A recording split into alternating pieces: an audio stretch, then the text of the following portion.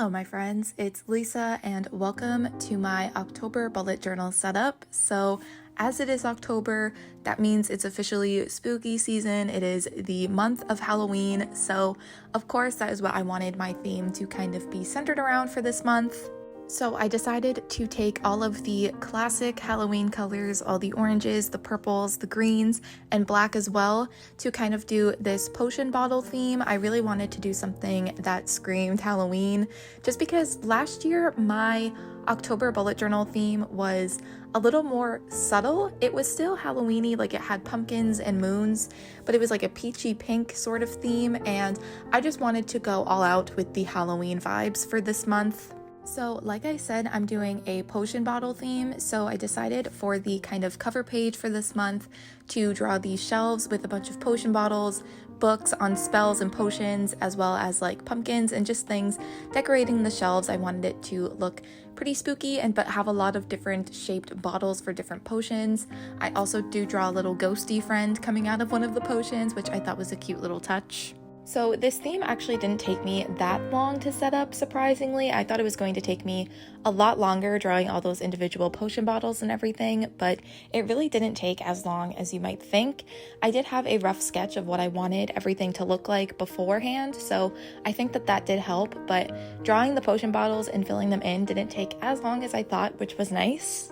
It was also a lot of fun throughout the theme to kind of do a bunch of different drawings of different potion bottle shapes. Like, it was fun to try and draw different things. Eventually at one point when I was sketching it out, I thought it would be cool to include like a heart-shaped bottle, so it could maybe be like a love potion or something. I don't know, it was just fun to kind of experiment with some different shapes and things. Aside from the potion bottle theme that I'm doing for this month, I wanted to talk about the lettering that I chose to do. I am just doing the kind of simple calligraphy that I tend to do. I'm not very good at calligraphy still, but I feel like I'm getting slightly better. I don't know. Maybe I'm imagining it, but I definitely need to practice a little bit more. But I decided to do that throughout all of the spreads. And for the lettering as well, I decided to kind of switch between the light purple and the darker purple marker to kind of make it a little bit different each page, but still have it be pretty similar. And as well, I do a kind of ombre effect. When I'm drawing out the calligraphy, I just go over it once, and then I take the same marker and kind of layer on another layer of the marker on top of the bottom, if that makes sense. I kind of just go over it again with the same colored marker to give that ombre effect. And for some of the white space that kind of surrounds the actual title and the shelves with the potions on it, I decided to draw some stars as well as some spider webs just to kind of fill up that empty space. I also do that kind of throughout all of the spreads. If there's a certain area that looks a little empty, I just kind of add some stars or a spider web, and I think it adds a lot. So I think that is it for the title page for this month. So let us move on to the calendar spread. So I'm starting this spread by writing October at the top of the page, and I'm going in with the dark purple marker instead this time. And I do just kind of alternate between the light purple and the dark purple each spread. And for the actual calendar, I decided to do the kind of headers where the numbers are going to go in the different colors that I use throughout these spreads as well. So I'm just going in and drawing the lines in the different color markers as well as writing in the numbers. And then on the right hand side for my trackers for this month, I thought it'd be cute to do the trackers within kind of more shelves with more potions. So I decided to draw 4 different shelves for the kind of tracker area, and the 2 in the middle are going to be where I track my YouTube growth and my Instagram growth. I'm going to write the numbers inside of the potions, and I kind of realized after that I made the potion bottles for my Instagram growth pretty small, so I'll just have to write very tiny. But yeah, I thought it would be fun to kind of have the potion shelves on this page. It would bring the theme into it, but also be something functional as well.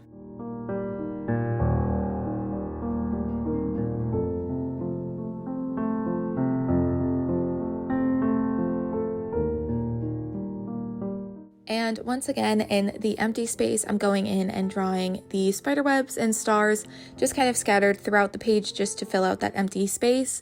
You will also see me draw the kind of black line on the right-hand side of each of the letters on the title for the calendar page. I do go back and add it to the kind of cover page for this month as well. I just thought that something was missing with the lettering, and I decided to do that, and I really like the way that it turned out. So onto the next spreads. They are spreads that I have every month, and that is what I read and what I watch in the month. And speaking of spreads, I do have a new spread that I actually did this month. I have a new page, so keep watching, stay tuned for that. But this is one that is a bit of a staple. I just like to keep track of what I read and what I watch each month. I do have ways of keeping track of these things, especially my reading. I have lots of ways I keep track of what I read in a month and throughout the whole year, but I do think it's fun to kind of have it written down somewhere and have it on paper. And for things that I watch, I don't really have anywhere that I keep track of that. I do have a Notion page. I do use that to keep track of what I want to watch and everything, but it's nothing too in-depth, so I do like having that written down as well. So for the actual titles for these spreads, I decided to write read and watched on the shelf with the potion bottles and the books and the pumpkins and everything, just to kind of incorporate the theme into these spreads. And I also write this month underneath of those things on the actual shelf. I do forget to write it on the watch side, but I did remember afterwards, so you will see it in the overview shot that I did write this month on that side after. And I also drew a spider web and the stars on the bottom of the pages just to kind of fill out the empty corners, and then that is those spreads done. So the next spreads are going to be my trackers, so my habit tracker and my mood tracker. I decided to do my habit tracker a little differently this month. I wanted to do something different than the kind of calendar spread that I was doing. Like I would do the individual calendar for each habit. I wanted to do something different this month, so I just decided to do a sort of graph kind of looking thing. I basically just wrote all the habits down on the left-hand side and then wrote the day on the bottom going across. So I'm just gonna fill it in when I do that habit. And because I did this setup, I was actually able to write in more habits that I don't normally track. So I was able to add a few different things that I can track this month, but we'll see how that goes. Sometimes when I have too many things to track, I get overwhelmed and I am bad at keeping up with my habit tracker. So we'll see how that works out, but I did wanted to add a couple things because I did have the space for it. And then on the right side where there was a little empty space, I decided to draw a few different shelves with individual potions on each one. And once again, I have a little ghost friend coming out of the one on the top. And then again, draw spider webs, draw the stars. You know the drill by now, I think, so I just kind of wanted to fill up the space around the habit tracker with things from the theme. And for my mood tracker, I of course had to take advantage of the fact that I was using different colors and coloring different things in. So what I did was I drew 5, I think, shelves or 6 different shelves. 5. I drew 5. And I did 31 potion bottles, and each day I will just color in each bottle depending on my mood. I have a little key on the bottom so I know which color correlates with what mood. And I just thought that that would be a fun way to incorporate the theme for my mood tracker. I do think I prefer like a graph type of mood tracker, but when a mood tracker can fit a theme so well, I knew I had to do it. So I'm just drawing a bunch of potion bottles, and I do on the kind of shelf, the wood shelf, I go in and write the number that correlates with each bottle so I know which bottle is which day, if that makes sense. I don't want to just see a bunch of bottles and go, I don't know which day these moods were for, so I did go and do that as well. But yeah, I thought that that would be a fun way to incorporate the theme, and once again adding stars at the top and the key and writing the numbers on the shelves, and then that is my mood tracker done.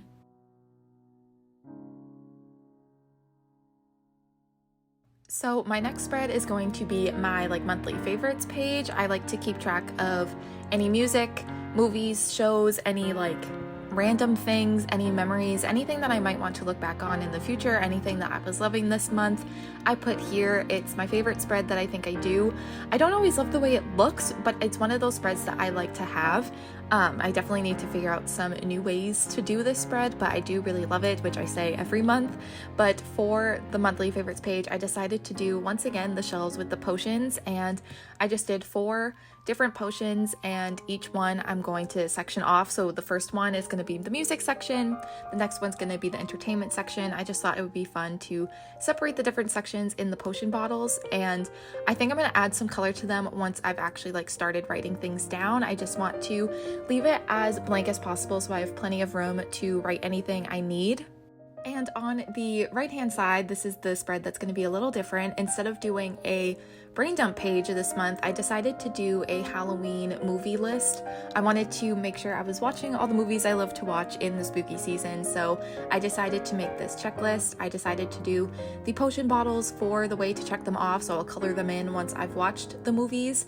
And of course I have like Hocus Pocus and Halloween Town and Twitches and things like that. I'm sort of a chicken, I'm sort of a baby when it comes to like scary movies, so it's a lot of like childhood faves. But if you have any suggestions for movies I should watch, I would love to know. Anything that's maybe a little scary but not too scary. I'd rather watch something scary than something gory, so give me your recommendations and maybe I'll try and watch them. But yeah, I thought it would be fun to have a way to keep track of the movies I wanted to watch in the spooky season. But that is that page done, and I'm really happy I added it this month. So now we're moving on to my weekly spreads. So if you saw my September bullet journal setup, I did a kind of similar setup where I did kind of the 7 different squares for each day of the week, and then the 8th square I did a little doodle for the theme. So I really liked that setup, so I decided to do it again this month. And so in those kind of empty squares, I just drew really big potion bottles to fill that space and to bring the theme into the weekly spread. So for the actual days of the week, the actual boxes where I'm going to be writing down my to-do list, I decided to take the markers that I was using throughout these spreads and kind of alternate between the lines, and kind of similar to what I did on the calendar spread.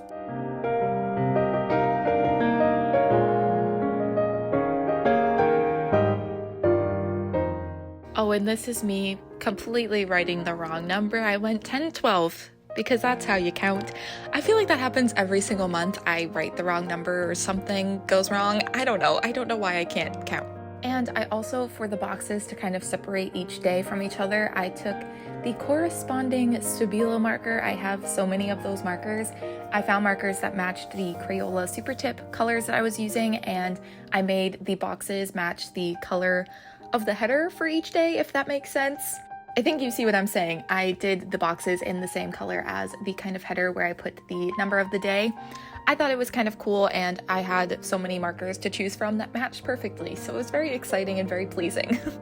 And moving on to the next weekly spreads, the final weekly spreads for the month, I decided to do the shelves with the potions once again. I decided to use the shelves as well as like the potion bottles and the pumpkins and everything as ways to separate each day. So I kind of have a section for each day for the remainder of the month, and I'll just write my to-do list surrounding the potions. I did mess up where I was going to place each day, like on the left-hand side, the left page on the bottom right. I was going to leave that empty and not do a day there, and I think I accidentally wrote a day of the week there instead, but it's okay. It'll work. I do have some extra space on the spread if I need to, so I just thought it was a cool way to kind of separate each day of the week and to bring the theme into this weekly spread. So I don't mess up which order the numbers go in. I know how to count on the spread, I just place them incorrectly. So even when I know how to count, something still goes wrong, but it's okay. I still like the way that this spread came out.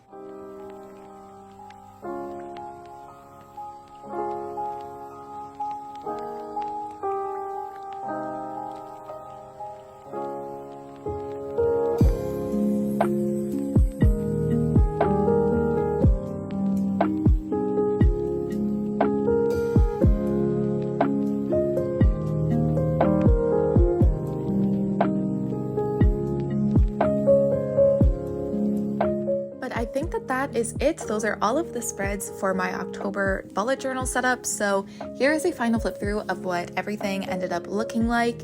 And of course, as always, I would love to know what your theme for October is. I love hearing what people are going to do, especially with the upcoming months with the fall season, as well as like this month being Halloween. I think there's going to be a lot of great themes that people are going to come up with, so definitely let me know down below. But yeah, I think that is going to be it for my October bullet journal setup. So thank you guys so much for watching, and I will see you in my next one.